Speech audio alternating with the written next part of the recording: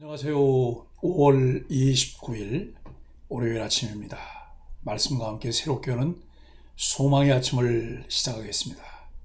헨리 블랙커비는 기도의 목적은 주님을 움직이는 것이 아니라 주님의 방향에 우리를 맞춰가는 데 있다라고 이야기합니다.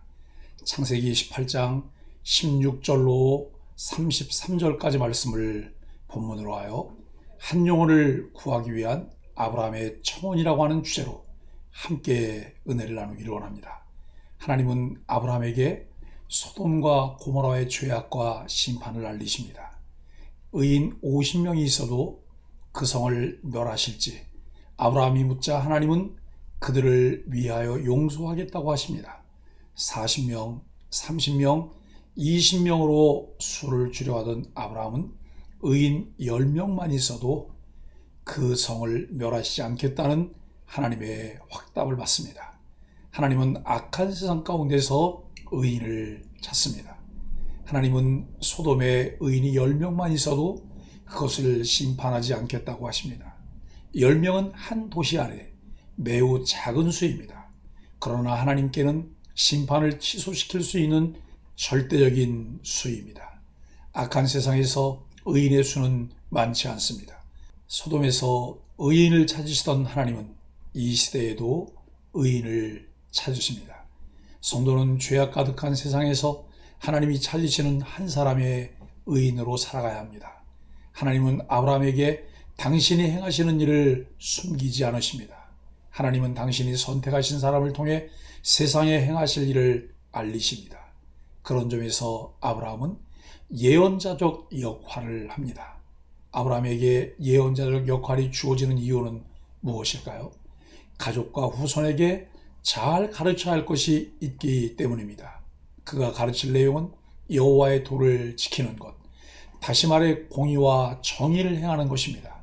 하나님이 아브라함을 믿음의 조상으로 부르신 것은 그를 통해 많은 사람이 공의와 정의를 행하기 바라셨기 때문입니다. 아브라함을 부르신 일은 하나님의 은혜였지만 하나님은 그에게 실천을 요구하십니다.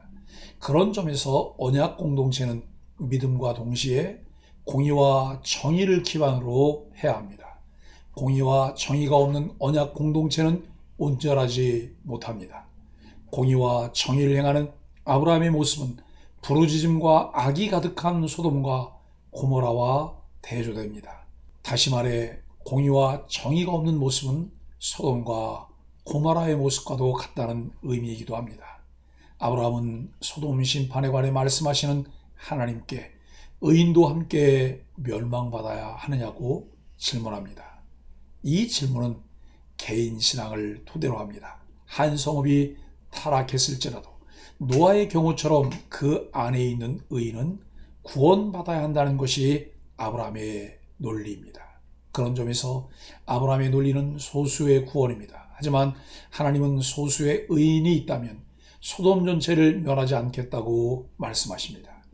소수의 의로움이 하나님을 통해 공동체에 확산되어 성 전체가 구원받을 수 있다는 논리입니다.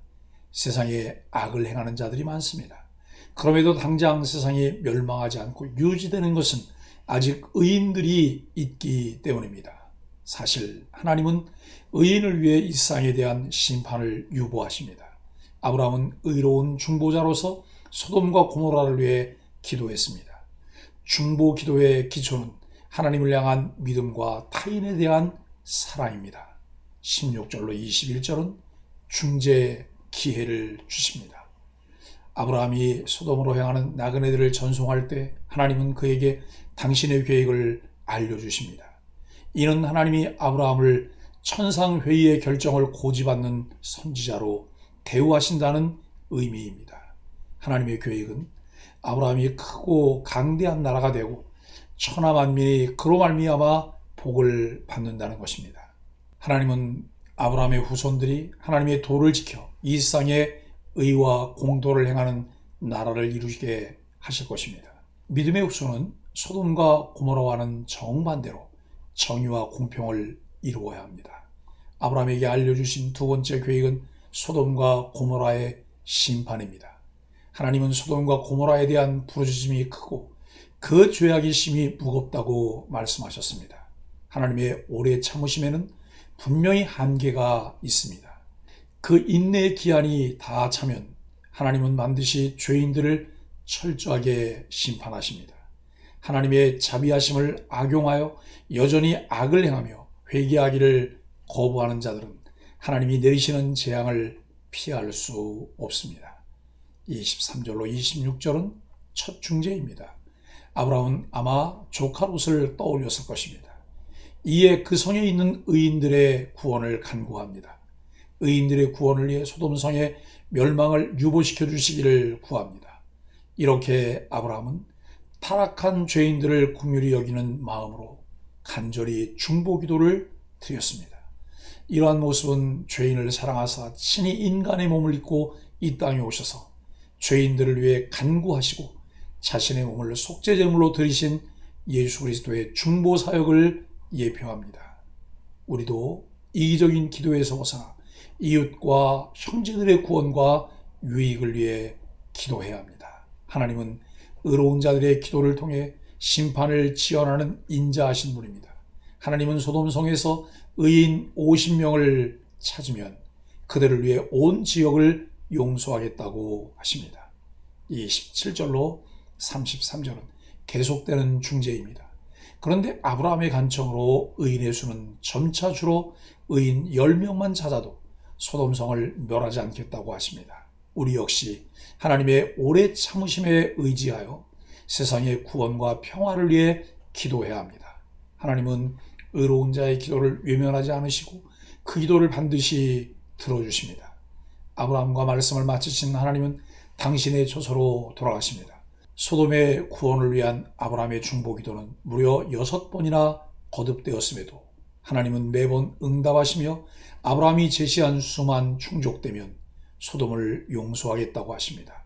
이처럼 하나님은 죄악이 관영한 곳에서 하나님의 자비하심에 따라 심판을 말리는 중보자가 출현하기를 원하십니다. 사랑하는 소망의 가족 여러분, 죄 가운데 빠져 타락한 이웃들이 하나님의 심판을 받아 멸망하도록 그대로 내버려 두지 마십시오. 그들의 구원을 위해 간절하게 기도하십시오.